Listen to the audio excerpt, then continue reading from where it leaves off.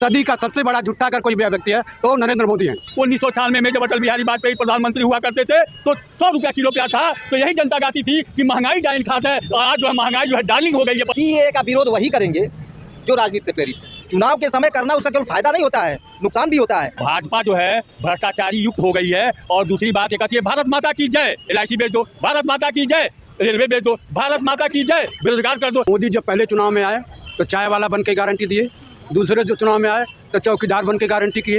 अब की आए मोदी मेरा परिवार है तो मोदी की पत्नी भी उनका परिवार नहीं है। माननीय मोदी जी को भी कुछ ऐसा वरदान है। कैसा सर?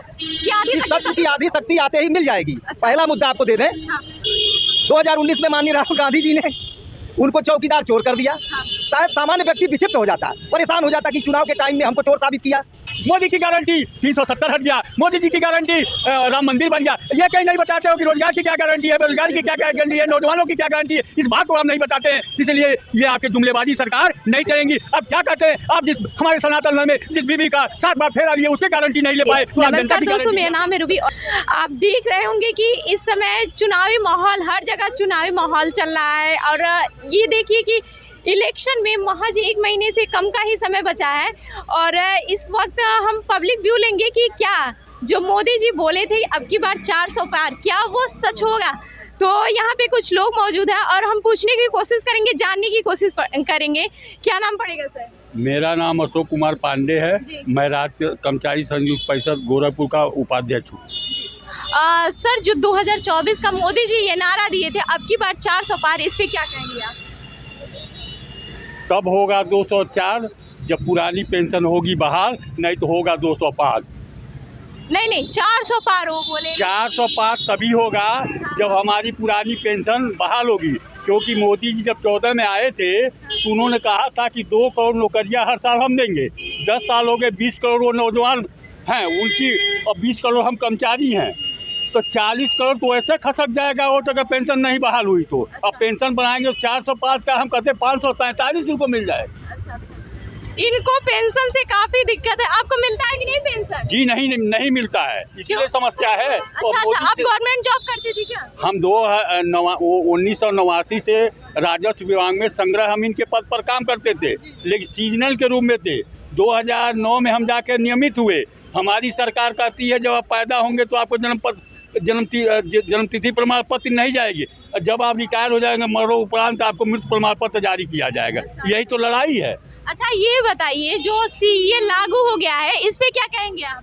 सीए तो का अच्छी चीज़ है कि जो वंचित हैं और विदेश में रहते हैं अगर आ जाएंगे तो उसका तो हम कर्मचारी स्वागत करते हैं। अच्छा, क्या कहेंगे सर? 2024 का इलेक्शन नज़दीक है, अब कुछ ही दिन बाकी है, महज 1 महीने से कम ही, और मोदी जी का ये नारा था अब की बार 400 पार, इस पे क्या कहेंगे आप?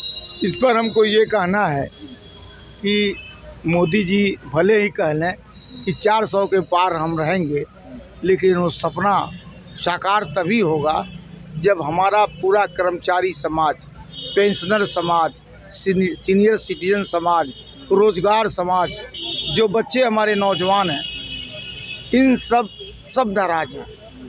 पेंशनरों को पेट की रोटी पेंशन छीना जा रहा है। और ये भी सत्य है कि भारत के 40% लोग पेंशन पर जिंदा है। अच्छा, जो सीए लागू हुआ है इस पे क्या कहेंगे आप? देखिए, सीए लागू हुआ है, इसका बहुत सारे लोग विरोध कर रहे हैं और बहुत सारे लोग ये सकारात्मक चीज है, वो मेरे हिसाब से वो नकारात्मक नहीं है। अच्छा। सीए ठीक है। अच्छा। विपक्ष तो ये कह रहा है कि इसमें मुस्लिम को भड़काया जा रहा है, मुस्लिम के खिलाफ है, मुस्लिम को नहीं। बिल्कुल नहीं, मुस्लिम के खिलाफ है।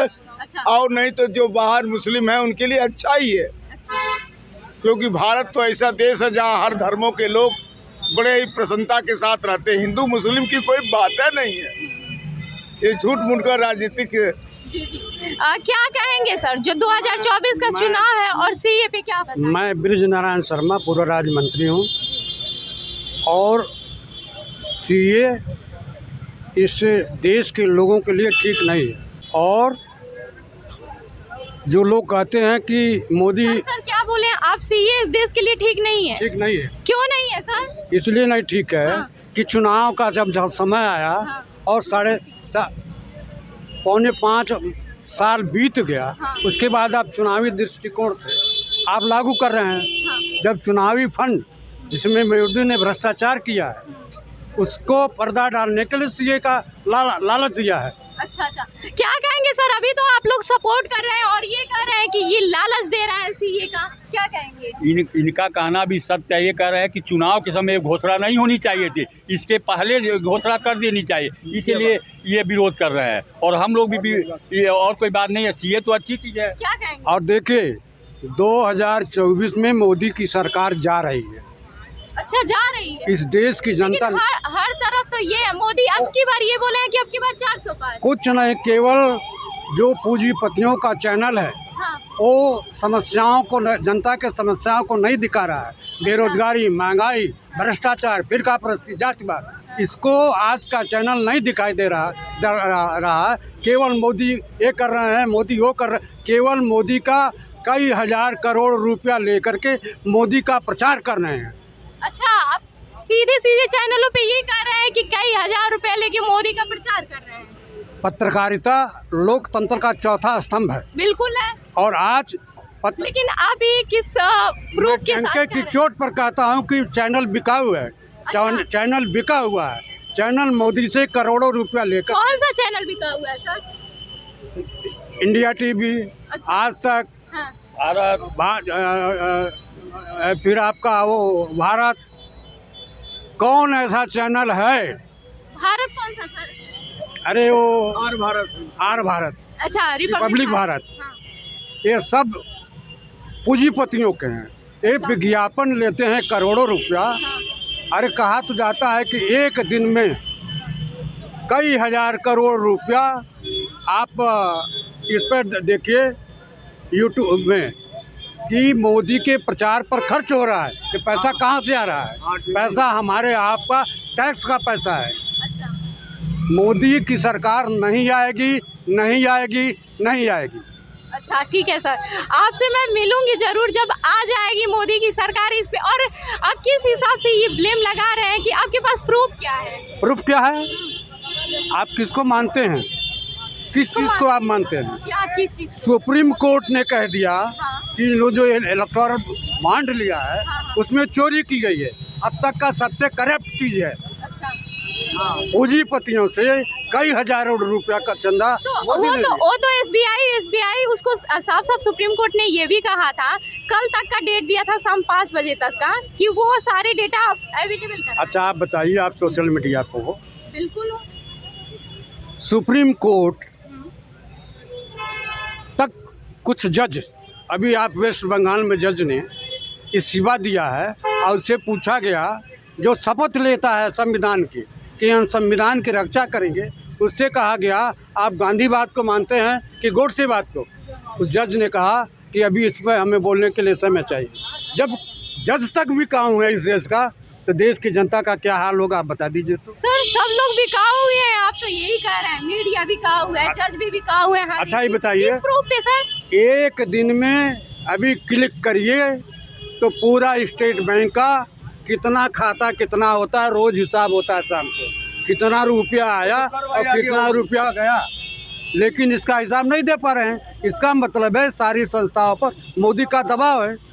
एक जज आया है सुप्रीम कोर्ट का जज, जो इनकी कलई खोल रहा है, इनके भ्रष्टाचार की कलई खोल रहा है और इनको करारा जवाब दे रहा है। अच्छा, क्या कहेंगे सर सीए पे? मैं श्याम नारायण शुक्ला, जी, जी। प्रदेश उपाध्यक्ष राजस्व संग्रह अमीन संघ, क्या आप सपोर्ट कर रहे हैं कि नहीं? उपाध्यक्ष गोरखपुर राज्य कर्मचारी संयुक्त परिषद।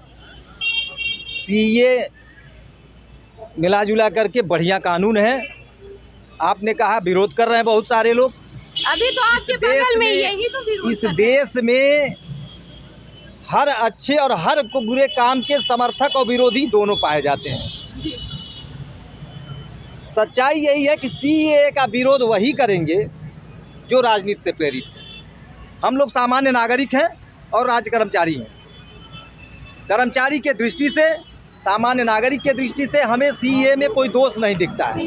हाँ, एक बात है। क्या कहेंगे सर? ये तो कह रहे हैं कि कोई दोष नहीं दिखता है। मैंने साफ कहा कि आप चुनावी माहौल में इसको लागू करने का क्या औचित्य है? क्या कहेंगे सर? हम इस पे हम भी आएंगे। हाँ। दोनों पहलू हैं।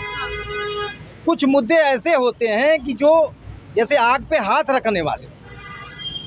यहाँ मैं उनका समर्थन नहीं कर सकता कि जो कहें कि चुनाव के समय क्यों किया।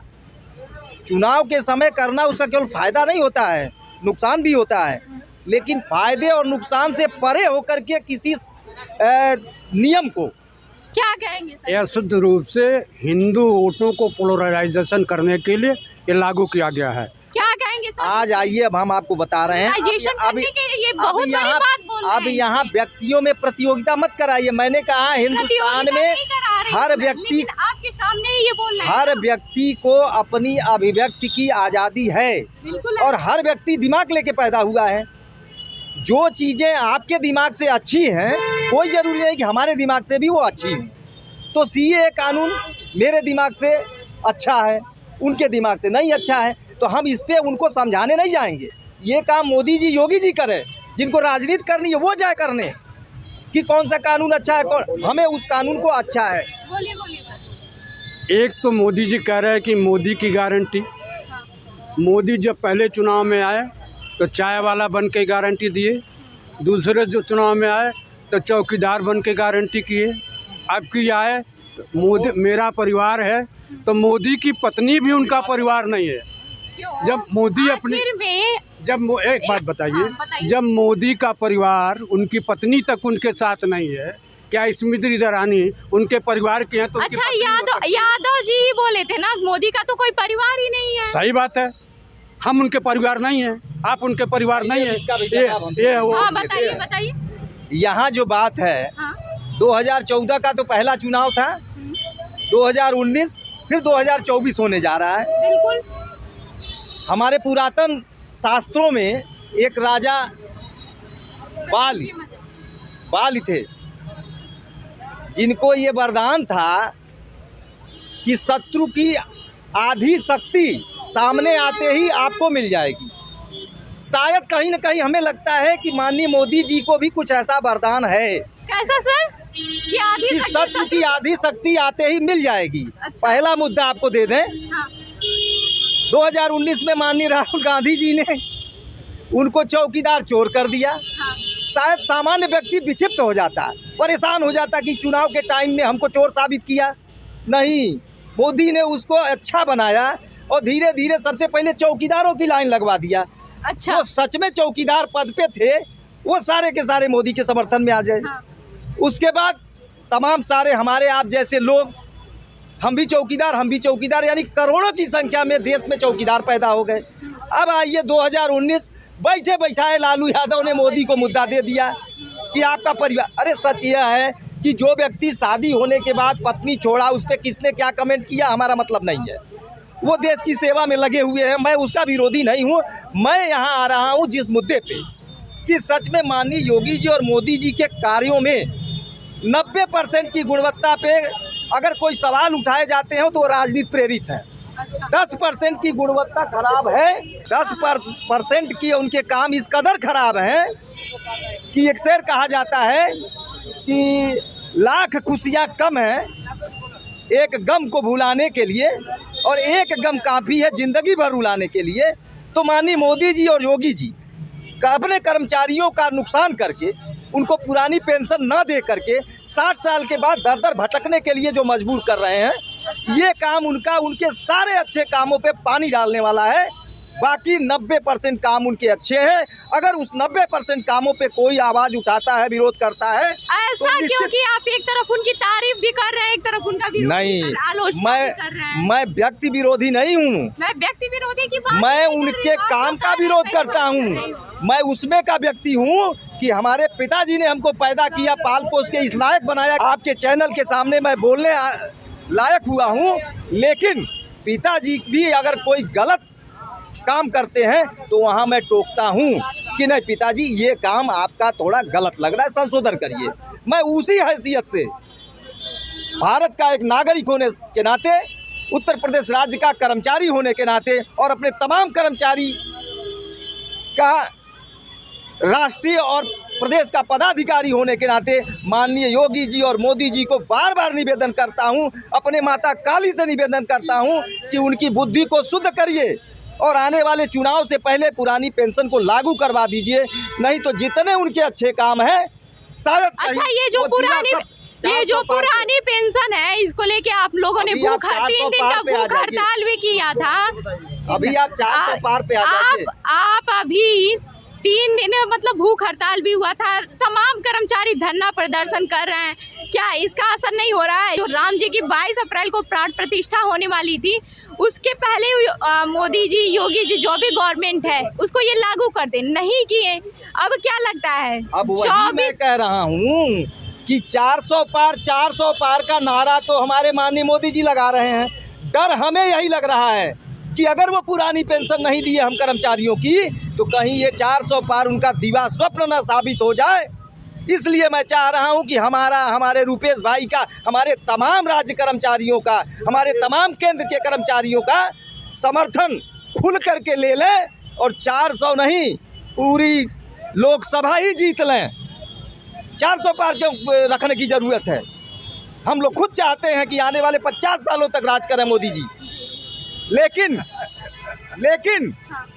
जो 10% के उनके काम हैं जिन पे केवल उंगली नहीं उठाई जा सकती है बल्कि रात के सपने में भी अगर सामान्य कर्मचारी से कह देंगे कि मोदी और योगी जी के बारे में क्या कहते हैं तो वो गाली देते हुए ही उठेगा। अगर मुंह धोएगा सो के उठ करके तो वो गाली देते हुए उठेगा कि वह कौन सा शासक है देश का जो सारे काम अपने ढंग से अच्छा करता है और अपने कर्मचारियों को 60 साल जो सरकार की जो उनके योजनाएं होती हैं, जिन योजनाओं के बल पे वो 400 पार हो रहे हैं, वो योजनाएं हम पूरी करते हैं। ज़मीन पे धरातल पे हम उतारते हैं, हमारे कर्मचारी उतारते हैं और कर्मचारियों को 60 साल के बाद वो भीख मांगने की व्यवस्था बनाए हुए हैं। कहाँ गया उनका ये? लेकिन नहीं, आपने कहा भूख हड़ताल हुआ, तमाम हमारे आंदोलन हुए, आंदोलन का असर है। सर एक मिनट सर आप एक लॉयर हैं, सीए लागू हो चुका है, इस पे क्या कहेंगे आप? अरे उसको जो हुआ लागू तो ठीक ही हुआ, ऐसी कोई बात नहीं है उसमें। अच्छा, उसे कोई परेशानी की जरूरत नहीं है उसे। हाँ, लेकिन ये इसका विरोध कर रहे हैं इनको। हाँ, मैं जो बैंक से, स्टेट बैंक से पैसा लिया गया उस पर भी तो सवाल करिए। बिल्कुल करूंगी, स्टेट बैंक से लेकिन बिल्कुल करूंगी मैं आपको अच्छा, ये बताइए अन्य पार्टियां नहीं ली हैं क्या? अन्य पार्टियां नहीं ली है क्या? जो कौन सी सरकार, पार्टियां नहीं मैं ली आपको हैं? बता रहा हूँ, जी। जो सरकार में है उन्हीं को चंदा ज़्यादा मिलता है। और आपने कहा इस सदी का, इस सदी अच्छा, का एक मिनट, जब कांग्रेस की सरकार थी तो उसको भी तो मिलती थी। ये कानून नहीं बना था। क्या नहीं बना था? यही कानून। कौन सी कानून?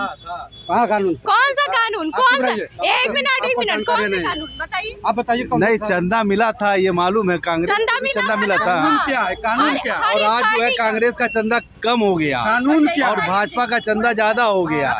जितने भी कंपनियां हैं वो जो है, जो चंदा है वो जो है कांग्रेस का कम हो गया, क्योंकि इनकी हालात दिन पे दिन बिगड़ती जा रही है। सारे कांग्रेसी जो है भाजपा में शामिल हो जा रहे हैं। इस पे क्या कहेंगे सर? ये भी एक मुद्दा आप है। इनसे पूछिए, ये तो बेचारे वकील साहब हैं। हाँ, बिल्कुल पूछ रहे हैं। अभी चौधरी वीरेंद्र सिंह, हाँ, चौधरी वीरेंद्र सिंह का लड़का हरियाणा में वो कांग्रेस ज्वाइन किया है। इनसे पूछिए। बीजेपी ये बीजेपी का टिकट वापस लोगों ने कर दिया। अच्छा ठीक है, समझ रही हूँ मैं। कोई 1% कांग्रेस ज्वाइन कर लिया तो अब बोल रहे हैं जो तमाम जो टूट के विधायक जा रहे हैं बीजेपी में, उस पे क्या कहेंगे आप? वही चंदा है जो इलेक्टोरल बॉन्ड के माध्यम से चंदा लिया गया। अच्छा, जिसका क्या कहेंगे? अब मेरी बात सुन लीजिए। हाँ, बिल्कुल मेरी बात सुन लीजिए पहले। इलेक्टोरल ये क्या बताएंगे? इलेक्टोरल बॉन्ड से जो पैसा वही लिया बताएंगे सर। वो नहीं, उनको जानकारी नहीं है। इलेक्टोरल बॉन्ड सर क्या कहेंगे चाचा आप? जी, ये चाचा तो कह रहे हैं आपको बिल्कुल जी, हम बता जानकारी रहे नहीं है। हैं। हाँ, हमने एक ही बात कह दिया कि हिंदुस्तान के 140 करोड़ जनता की अभिव्यक्ति की आज़ादी है।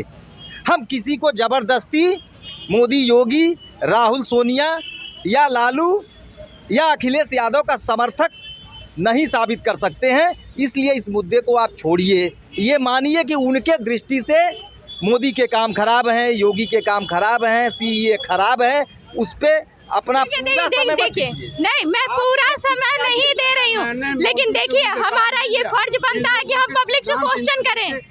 हमने कहा ना कि उनको आप दिन भर पूछेंगी तो वो वही विरोध करेंगे, क्योंकि उनके दिमाग में वो चीज़ गलत है तो है। अब मेरे दिमाग में गलत नहीं है। इस सदी का सबसे बड़ा झूठा अगर कोई व्यक्ति है तो नरेंद्र मोदी हैं। क्या कहेंगे सर इस पे?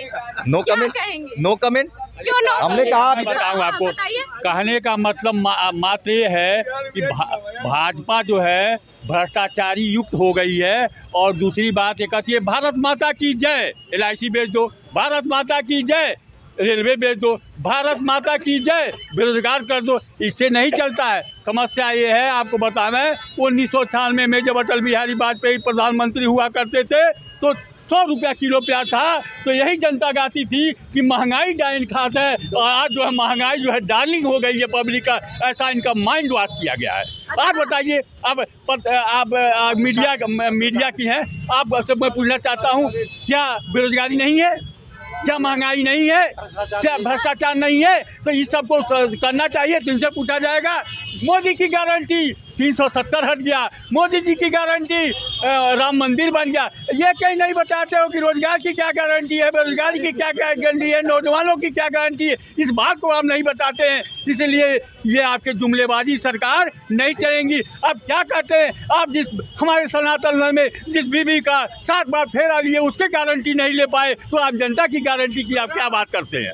तो ये आपने देखा कि यहाँ पे तमाम पब्लिक थी और ये जो अब की बात 400 पार मोदी जी ये बोलते हैं, और तमाम चीज़ों पे SBI इलेक्टोरल बॉन्ड पे इस पे भी बात की गई और पब्लिक से व्यू लिए, कोई उनके पक्ष में है, कोई भी पक्ष में है। क्या चीज़ है ये आपने देखी, हमें ज़रूर कमेंट करके बताइएगा। धन्यवाद।